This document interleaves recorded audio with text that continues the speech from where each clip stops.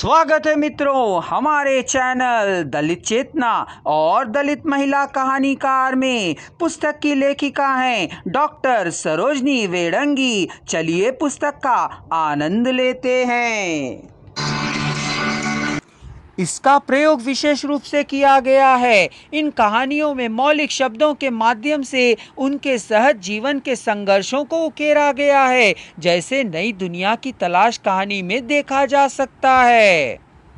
ऐसो ही बुढ़रा फूफाजी हैं जो नेकौ कल नाय परन देव पर इतनी तो बहु नाय टोका टोकी कतु है जाके संग ब्याऊ है। अय मैं तो अब कभू नाई आऊंगी जी शहर में का रहन लागो है जाने को हवाई कर दई।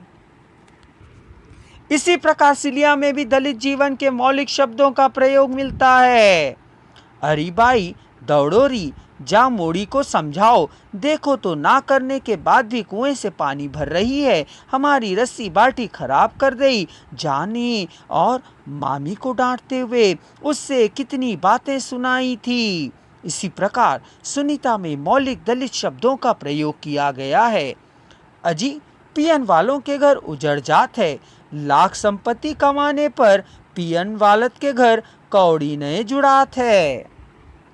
शिल्प और अभिव्यंजना की दृष्टि से दलित कहानियों की अलग पहचान उभरती है। भाषा शैली के प्रभाव से ही यह कहानियां अपने स्वरूप को स्थापित करने में समर्थ एवं सफल हुई है। दलित जीवन की वेदना को अभिव्यक्त करने के लिए भाषा और शिल्प पूरी तरह से बदल जाता है। भाषा अभिव्यक्त और संवेदना के स्तर पर दलित जीवन को उसके समुचे वस्तुगत संदर्भ उठाती है और नया कथ्य अपने पूर्व की विचार परंपराएं मूल्यों को तोड़ता है अथवा विद्रोह करता है। इसका मूल उद्देश्य दलित जीवन के स्वतंत्र अस्तित्व की खोज के साथ आधुनिक जीवन मूल्यों को स्थापित करना है।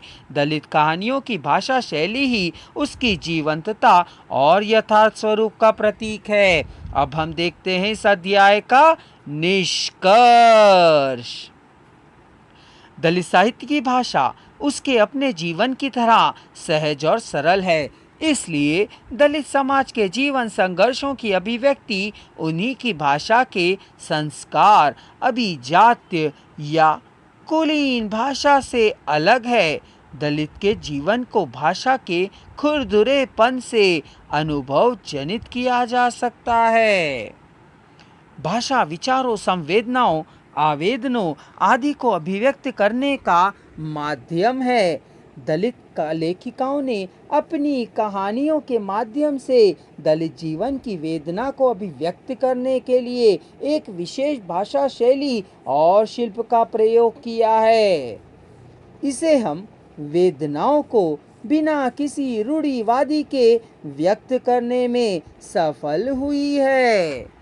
दलित कहानियों के शिल्प को लेकर कई विवाद विद्यमान हैं, किंतु फिर भी कहा जा सकता है कि इसका शिल्प विधान, प्रतीक और मिथक सभी दलित जीवन के द्वंद्व और कश्मकश की पहचान है। कोई भाषा कितनी ही मानक क्यों ना हो, तब तक वह भाषा कहलाने के योग्य नहीं है जब तक वह भाषा विचार संप्रेषणीयता का माध्यम ना बने।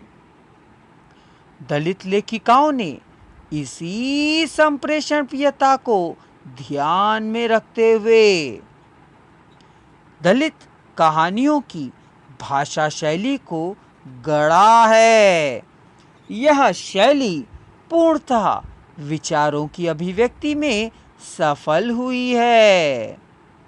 दलित कहानियों की भाषा सरल, सहज, आक्रोशमयी, प्रतीक, प्रवाहपूर्ण और मुहावरेदार है। अगर आप संपूर्ण वॉइस को एक ही साथ सुनना चाहते हैं तो डिस्क्रिप्शन बॉक्स में दिए जा रहे लिंक को क्लिक कर लीजिए। संपूर्ण पुस्तक की जानकारी प्राप्त करने के लिए चैनल को सब्सक्राइब करिए और अगला वीडियो देखिए।